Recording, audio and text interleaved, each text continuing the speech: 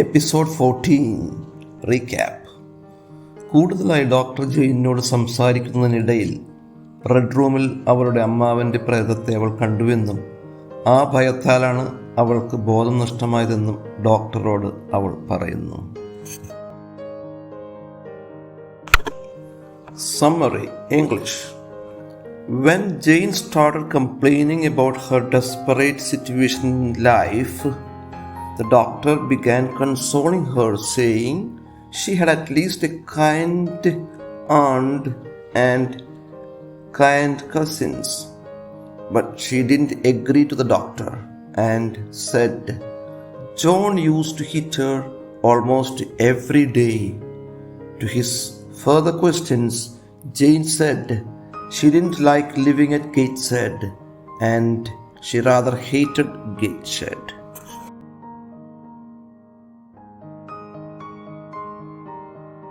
Summary Malayalam.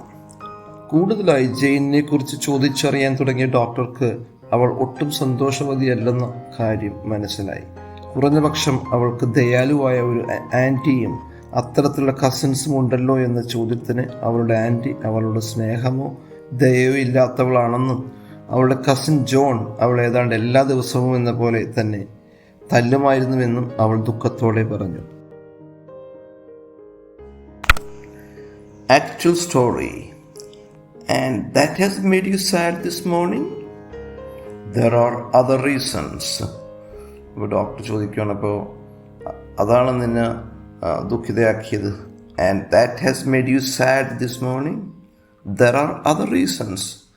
അല്ല, വേറെ ചില റീസൺസ് ഉണ്ട്. What are the reasons? Where are the reasons?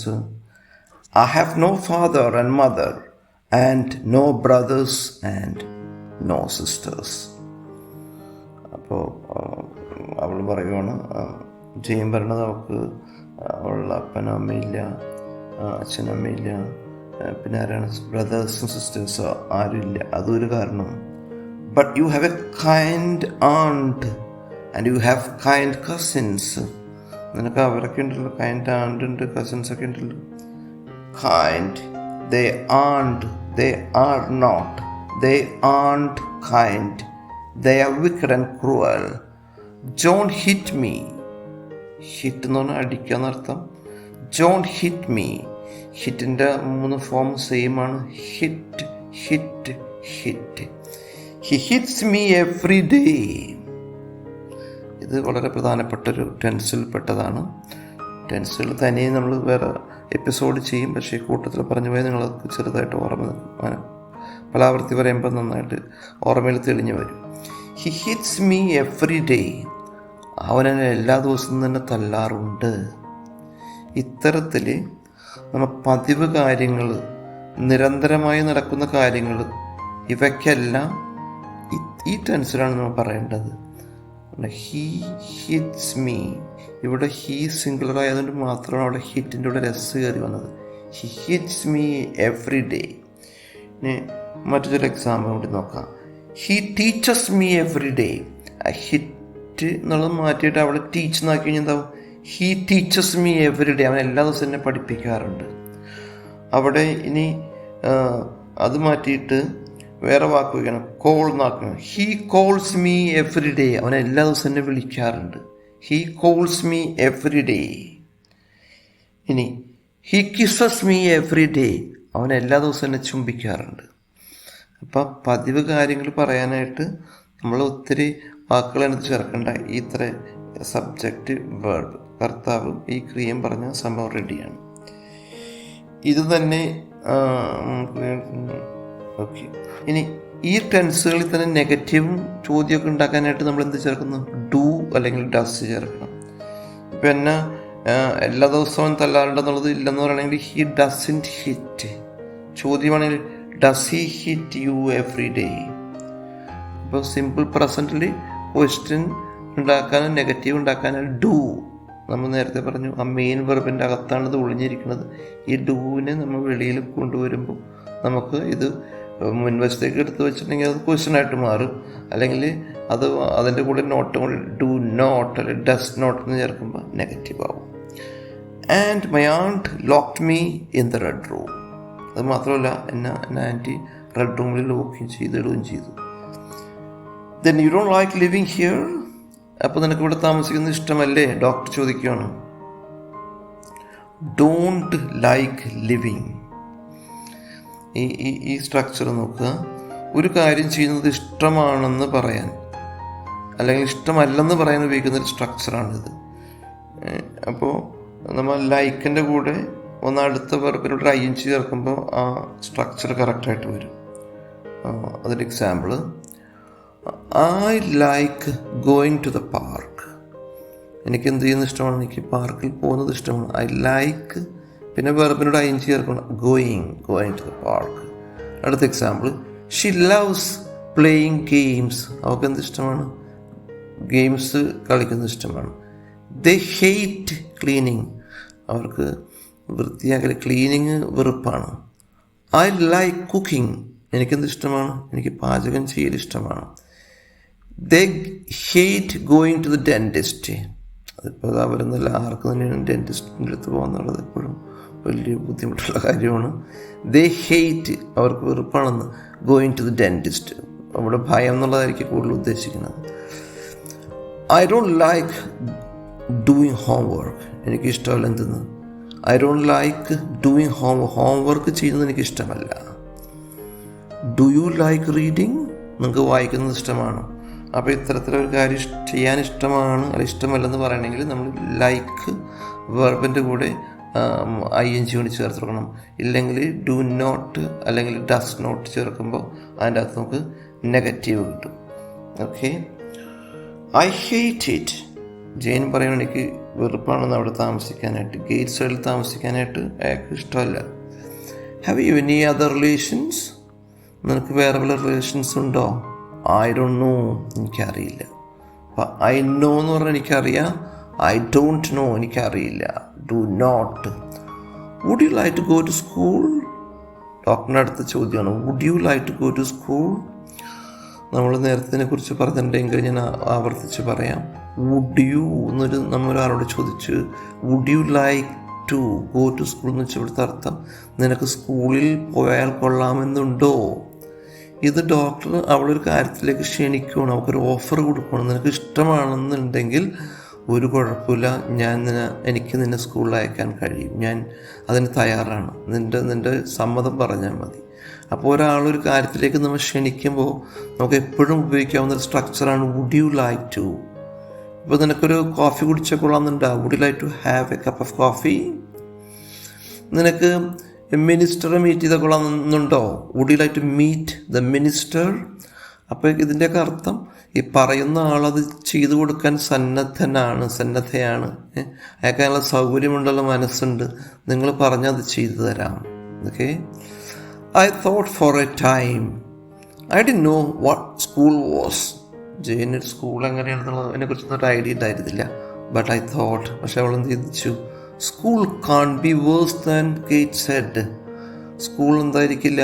Verse എന്നുള്ള വാക്ക് ബാഡ്, വേഴ്സ്, വേഴ്സ്റ്റ്. ബാഡ് എന്ന് പറഞ്ഞാൽ മോശം, വേഴ്സ് എന്ന് പറഞ്ഞാൽ അതിലും മോശം, വേഴ്സ് എന്ന് പറഞ്ഞാൽ ഏറ്റവും മോശം. അപ്പോൾ ബാഡ് എന്ന് വെച്ചിട്ടുണ്ടെങ്കിൽ പോസിറ്റീവ്, വേഴ്സ് എന്ന് പറഞ്ഞിട്ടുണ്ടെങ്കിൽ കമ്പാരിറ്റീവ്, വേഴ്സ്റ്റ് എന്ന് പറഞ്ഞിട്ടുണ്ടെങ്കിൽ സൂപ്പർലേറ്റീവ്. അപ്പോൾ അവൾ മനസ്സിലാക്കുവാണ് ഒരു കാര്യം ഉറപ്പാണ്, ഗേറ്റ് സൈഡിനേക്കാളും എന്തായാലും സ്കൂൾ അതിലും മോശമാകാൻ കഴിയില്ല. It may be better, may നമ്മൾ നേരത്തെ മുൻപെല്ലാം പറഞ്ഞ ആ കാറ്റഗറി തന്നെ പെടുന്ന വാക്കാണ് മേ. മോഡൽ വേർബ് ആയിരിക്കാം, മേ ബി ആയിരിക്കാം, ബെറ്റർ ആയിരിക്കാം. After a time I said yes I should like to go to school. Jane ഒരാൾക്ക് ഞാൻ പറഞ്ഞു എനിക്ക് സ്കൂളിൽ പോയി കൊള്ളാം എന്നുള്ള കാര്യം പറയുകയാണ്. Perhaps I can help you said the doctor very kindly. Doctor എന്ത് പറഞ്ഞു? പെർഹാപ്സ്, ചിലപ്പോൾ, പ്രോബബ്ലി, ചിലപ്പോൾ, ഐ ക്യാൻ ഹെൽപ്പ് യു, എനിക്ക് നിന്നെ സഹായിക്കാൻ കഴിഞ്ഞെന്ന് വരാം. Said the doctor very kindly. Kind, ക്യാനും നമ്മുടെ മോഡൽ വെർബുകളുടെ കാറ്റഗറി പെടുന്നതാണ്. ഇവിടെ കഴിയുമെന്നുള്ള അർത്ഥത്തിലാണ് ക്യാൻ ഉപയോഗിച്ചിരിക്കുന്നത്. Oh thank you. That evening Bessie said to me. Said to me, say നമ്മൾ ഇതിന് മുൻപ് പറഞ്ഞിട്ടുണ്ട്, ഒരിക്കൽ കൂടി ഞാൻ പറയാം. സേ അത് 3 വാക്കുകൾ ഒരേപോലെ വരുന്നതാണ്. Say tell, ask. പക്ഷെ ഇതിൻ്റെ ഉപയോഗത്തിലൊക്കെ ചെറിയ വ്യത്യാസങ്ങളുണ്ട്. സേ എന്ന് വെച്ചാൽ ഒരു കാര്യം പറയുക എന്നാണ്. ഇതിന് ശേഷം മറ്റൊരാളോട് നിന്ന് അർത്ഥം കിട്ടണമെങ്കിൽ എന്ത് ചേർക്കണം? സേ ടു ചേർക്കണം. Example, Bessie said to me, എന്നോട് പറഞ്ഞു. ഓക്കെ. ഇനി ടെൽ എന്ന് വെച്ചിട്ടുണ്ടെങ്കിൽ മറ്റൊരാളോട് പറയുന്ന അർത്ഥമാണ് ടെൽ ഉപയോഗിക്കുന്നത്. ഇതിന് തൊട്ട് ശേഷം നമ്മൾ ടു ചേർക്കാറില്ല. എക്സാമ്പിൾ നോക്കുക, did she tell you her name? അവൾ ഡിഡ് ഷി ടെൽ യു, എൻ്റെ ഇടയ്ക്ക് ടു ഇല്ല. Tell me where you live. Tell me, അവിടെ ടു ഇല്ല. Tell me where you live, നീ എവിടെ താമസിക്കുന്നത് എന്നോട് പറ. They told us they are not coming, അവർ വന്നില്ലെന്നുള്ള കാര്യം അവരെന്നോട് പറഞ്ഞു, ഞങ്ങളോട് പറഞ്ഞു. അപ്പോൾ ടെലിന് ശേഷം തൊട്ട് ശേഷം എന്തില്ല? ടു ഇല്ല. ഇനി ആസ്ക്, ആ കാറ്റഗറി തന്നെ വരുന്ന ഒന്നാണ് ആസ്ക്. മറ്റൊരാളുടെ ഒരു കാര്യം ചോദിച്ചറിയുക, ചോദിക്കാനും പിന്നെ അല്ലെങ്കിൽ ചെയ്യാൻ ആവശ്യപ്പെടുന്നതിനൊക്കെ ഉപയോഗിക്കുന്ന വാക്കാണിത് ആസ്ക്. ഇതിനും തൊട്ട് ശേഷം തീർക്കാൻ പാടില്ല, ടു ഇല്ല. He asked where I lived, ഞാൻ എവിടെ താമസിക്കണമെന്ന് അവൻ എന്നോട് ചോദിച്ചു. Eric asked me to marry him, എന്നോട് അവന് വിവാഹം കഴിക്കാൻ പറഞ്ഞു. അപ്പോൾ ഇത് മൂന്ന് തമ്മിലുള്ള വ്യത്യാസങ്ങൾ. Okay, thank you. That evening, Bessie said to me, Mrs. Reed is going to send you to the school very soon. Mrs. Reed is going to send you to school very soon. Mrs. Reed എന്ത് ചെയ്യാൻ പോകണം? നിന്നെ സ്കൂളിലേക്ക് വേഗം തന്നെ അയക്കാൻ പോകുകയാണ്. ഇവിടെ ഉപയോഗിച്ച സ്ട്രക്ചർ ഈസ് ഗോയിങ് ടു. ഈ സ്ട്രക്ചറിൻ്റെ ഉപയോഗം ഒരു കാര്യം അല്ലെങ്കിൽ ഒരു പ്രവൃത്തി ചെയ്യുവാൻ പോവുകയാണെന്ന അർത്ഥത്തിൽ നാം നിത്യം ഉപയോഗിക്കുന്ന ഒരു സ്ട്രക്ചറാണ്. വളരെ കോമൺ ആയിട്ടുള്ള സ്ട്രക്ചറാണ് ഈസ് ഗോയിങ് ടു. ഈസ് എന്നുള്ളടത്ത് ചിലപ്പോൾ ആറായിരിക്കാം, അതല്ലെങ്കിൽ ആ ഫാമിലി കംപ്ലീറ്റ്. ഈസ് എന്ന് പറഞ്ഞാൽ ബി എന്ന് പറഞ്ഞുള്ള വാക്കിൽ നിന്ന് പുറപ്പെട്ട വാക്കുകളാണ്. ആ ഫാമിലി എന്ന് പറഞ്ഞാൽ ഈസ്, ആറ്, ആം, വാസ്, വെർ, ഇതെല്ലാം അതിൽപ്പെട്ടതാണ്. ബീയിങ്ങും ബീനും ഉണ്ട്. പക്ഷേ question and answer session. According to Jane, whose ghost was there in the red room? ജെയിൻ്റെ അഭിപ്രായത്തിൽ ആരുടെ ഗോസ്റ്റാണ് റെഡ് റൂമിൽ ഉണ്ടായിരുന്നത്? ഹർ അങ്കിൾസ്, അവളുടെ അങ്കിളിൻ്റെ, uncle apostrophe s, her uncles. Who saw it, ആരാണത് കണ്ടത്? Who saw it? Jane did. Jane saw it എന്നാണ്. പക്ഷേ നമ്മൾ സ്പോക്കൺ ഫോമിൽ കുറച്ചും കൂടി കോമണും കുറച്ചും കൂടി അക്സെപ്റ്റഡ് ഫോം ഇങ്ങനെ പറയുന്നതാണ് who saw it. Jane did, ജെയിനാണത് കണ്ടത്. What are the reasons other than being locked in the red room made Jane sad? മറ്റ് എന്ത് കാരണങ്ങളാണ് അവൾ റെഡ് റൂമിൽ അടയ്ക്കപ്പെട്ടു എന്നുള്ളത് വിട്ടിട്ട് വേറെന്ത് കാരണങ്ങളാണ് അവളെ സാഡാക്കി, അവളെ ദുഃഖിതാക്കിയത്? Jane had neither parents nor siblings. അപ്പോൾ ഈ സെൻറ്റൻസിൻ്റെ ഒരു പ്രത്യേകത, രണ്ട് നെഗറ്റീവ് കാര്യം പറഞ്ഞിട്ട് നെയ്തർ നോർ എന്ന് പറയും. ചിലപ്പോൾ അത് നീദർ എന്ന് പറയും, ചിലപ്പോൾ നെയ്തർ എന്ന്, രണ്ടും പറഞ്ഞു കേൾക്കാനുണ്ട്. So she had neither parents, അവൾക്ക് പാരൻസ് ഉണ്ടായിരുന്നില്ല. നോർ, പിന്നെ വേറെ ആരും ഉണ്ടായിരുന്നില്ല. Any siblings. സിബ്ലിങ്സ് എന്ന് പറഞ്ഞാൽ സഹോദരങ്ങൾ എന്നാണ് അർത്ഥം, സഹോദരർ. So question again, what are the reasons other than being locked in the red room made Jane sad? ജെയിനെ വേറെ എന്ത് കാരണങ്ങളാണ് സാഡാക്കിയത്? Jane had neither parents nor any siblings. അതൊരു കാരണമാണ്. അവൾക്ക് പാരൻസും സഹോദരരൊന്നും ഇല്ലാത്തതും അവളെ ദുഃഖിതയാക്കി. What sort of a boy does Jane think John is? John എത്തരത്തിലുള്ള ഒരു വ്യക്തിയാണെന്ന്, ആൺകുട്ടിയാണെന്നാണ് ജെയിൻ ധരിക്കുന്നത്. She thinks he's a wicked cruel boy. അവളുടെ അഭിപ്രായം എന്താണ്? She things. നമ്മളങ്ങനെ അഭിപ്രായങ്ങളൊക്കെ പറയുമ്പോൾ ഐ തിങ്ക് അങ്ങനെ പറയുന്ന പോലെ തന്നെ ഷീ തിങ്സ്, അവൾ ചിന്തിക്കുന്നത്, അവളുടെ അഭിപ്രായം. She thinks he's a wicked cruel boy. How often does he hit Jane? നമ്മളെപ്പോഴും ചോദ്യം ചോദിക്കുമ്പോൾ ഒരു എത്ര ആവർത്തി, എത്ര പ്രാവശ്യം എന്നൊക്കെ ചോദിക്കണമെങ്കിൽ ഹൗ ഓഫൺ. ഇപ്പോൾ അത് വിലയാണെങ്കിൽ ഹൗ മച്ച്. ഇപ്പോൾ ദൂരമാണെങ്കിൽ ഹൗ ഫാർ, ദൂരം. അതേസമയം സമയമാണെങ്കിൽ ഹൗ ലോങ്. അപ്പോൾ how long, how far, how much, how often, ഇതെല്ലാം ഒരേപോലെ വരുന്നതാണ്. നമുക്ക് എപ്പോഴും അത് ആവശ്യമുള്ള സംഭവങ്ങളാണ്. ഹൗ ഓഫ്റ്റൺ എന്നും പറയും ചിലവർ. How often does Jane hit Jane? He hits her every day.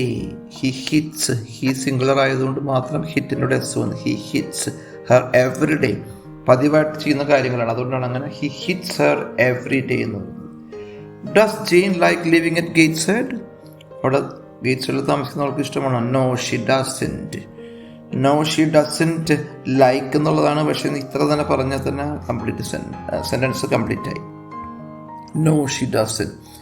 വേറാസ് does she hate living at Gateshead? ഇനി അവൾക്ക് അവിടെ താമസിക്കുന്നത് ഇഷ്ടക്കുറവാണോ, വെറുപ്പാണോ? Yes she does. അവൾക്ക് ഇഷ്ടക്കുറവാണ്, വെറുപ്പാണ്. Okay, right. The real life story. ഈ റിയൽ ലൈഫ് സ്റ്റോറിയിൽ ഞാൻ വെറുതെ ഒരു രത്നചുരുക്കം മലയാളത്തിൽ പറയാനായിട്ട് ആഗ്രഹിക്കുകയാണ്. ഇത് വേറെ ഒന്നുമില്ല, കുറേ വർഷങ്ങൾക്ക് മുൻപ്, ഏതാണ്ട് 10-27 വർഷങ്ങൾക്ക് മുമ്പ് ഞാൻ എൻ്റെ കൺസ്ട്രക്ഷൻ്റെ ഭാഗമായിട്ട് ലോറിയിൽ ഒരു കൂട്ടം ചരക്കായിട്ട് സൈറ്റിലോട്ട് പോയപ്പോൾ എനിക്ക് രാമനാട്ടുകര എന്ന ഭാഗത്ത് വെച്ചിട്ട് എൻ്റെ ഡ്രൈവർ ഇറങ്ങിപ്പോയി. ഉണ്ടായ ഒരു അപകടത്തെക്കുറിച്ചിട്ടാണ് ഞാൻ പറയുന്നത്. Okay, right. The lorry skidded off the road at Ramanattukara, Calicut. It was some 24 years ago, say in 1998. The month I don't remember exactly. I was going to the far end of Kannur, a place called Chittarikal, in order to begin the building construction of a convent for the sisters of the destitute in a lorry. We were 4 in the lorry, including the driver. The lorry was loaded with a fresh supply of iron tools which were meant to be used for the construction. The owner of the lorry, one Ajay from Pukattupadi, too was with us because he was supposed to be the site supervisor for the proposed construction. However hard we tried to set out early to avoid night driving, when we left the godown with the tools, it was almost night. As it was a long journey, besides being monsoon, the driver had great difficulty driving non-stop. I had taken every care to avoid the driver nodding off while driving. When it was something like 5:30 early morning the next day, we had reached a small town called Ramanattukara in Calicut. I didn't understand what actually happened. We were fast asleep. A screeching and drumming sound woke us all up. The lorry had skidded off the road and fell into the dry paddy field by the highway side, upside down. The driver had dozed off. In the accident, my left arm was broken up and Ajay had his both legs injured badly.